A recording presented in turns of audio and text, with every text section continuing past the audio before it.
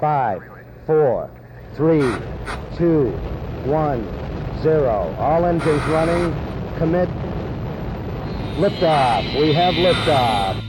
I wanted to record a quick episode about game dynamics and ChatGPT and the custom GPTs. Since we just talked about Elastic Life and we were using a custom GPT there, I thought I would demonstrate another really simple one I made today that let me test a simple concept, which was I want to know if a bot can just pick from, like ask me to pick a number and then using that number reference a database of numbers that connects to ideas and just to have them sort of facilitate this game, this simple game.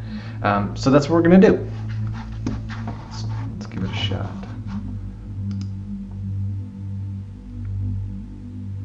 Let's play. Great. Pick a number between 1 and 36. Let's do number 3. All right, let's look at card number 3, empathizing an emotional perspective.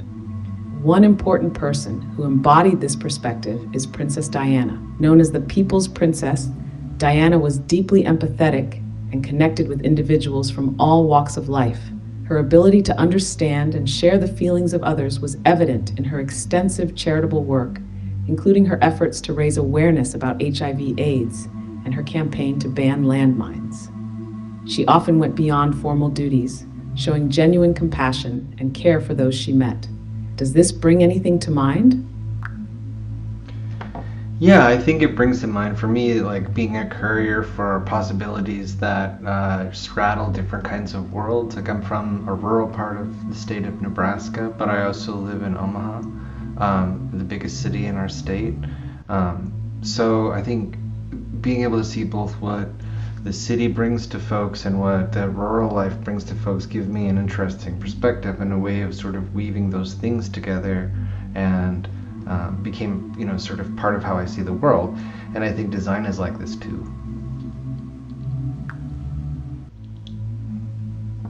That's a fascinating way to put it. Being a courier for possibilities. It sounds like you have a unique vantage point that lets you blend different experiences in both rural and urban life.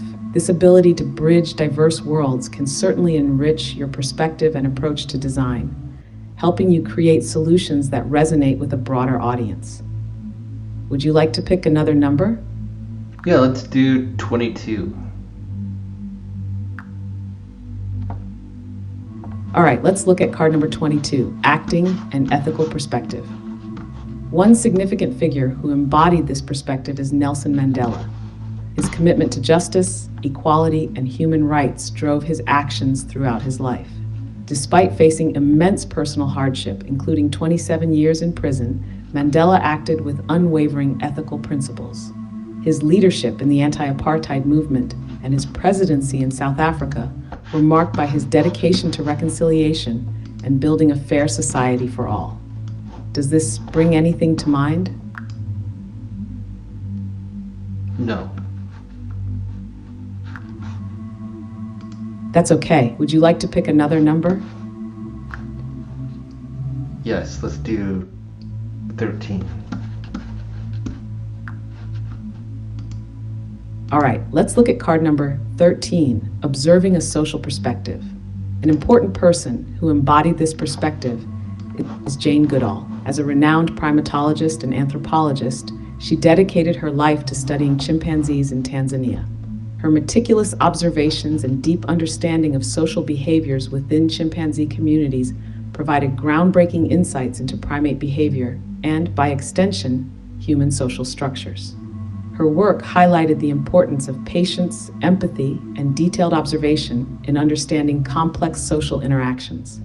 Does this bring anything to mind? Yeah, I think in design and kind of in an upcoming episode, we're going to be talking about build better AI.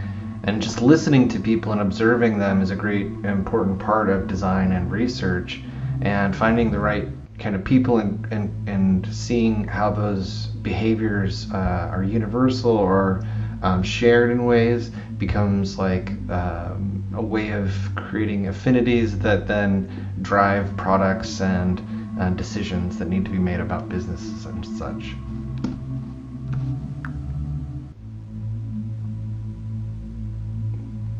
Absolutely. Observing and listening are fundamental to understanding user needs and behaviors in design. It's fascinating how careful observation can reveal patterns and insights that drive meaningful and user-centered innovations. It sounds like your approach to design deeply values this practice, building better AI and creating products that truly resonate with people. Would you like to pick another number? So what's going on behind the scenes is that this PDF of perspectives that references the perspectives that we had in that JSON file that we showed earlier. Let's see if I can find it here. This one. Each of these perspectives is kind of written out in a different way here, and we're giving this very, very thin data to the bot, and it's asking us to pick a number, and then it's referencing this, and then it's riffing off of what this is. And so it's really a very simple bot, and I can kind of show you what it looks like here. Oops, wrong one.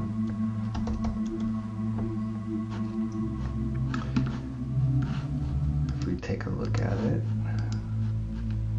pick a number. If we look at our GPT, you can see that this is the length of our complete prompt. The bot asks user to pick a number and then reads the reference document with a given perspective. Bot should format the response like this. Alright, let's look at the card number 31, sensing an intuitive perspective, and then tells a story about an important person who embodies this perspective. After reading each perspective, ask the question, does this bring anything to mind? Wait for an answer, after which you'll ask for another number and repeat the sequence. And then this is the perspectives PDF that I shared before that is based on this one, but it's just like the numbered list. And so it's just referencing that and asking us to pick a number, and then it's telling us a story that's based on the number. And it's kind of a fun dynamic, but it doesn't have to be numbers. This is just an example of how a bot can facilitate a limited experience, and you can kind of control some of the edges of that experience just with simple instructions.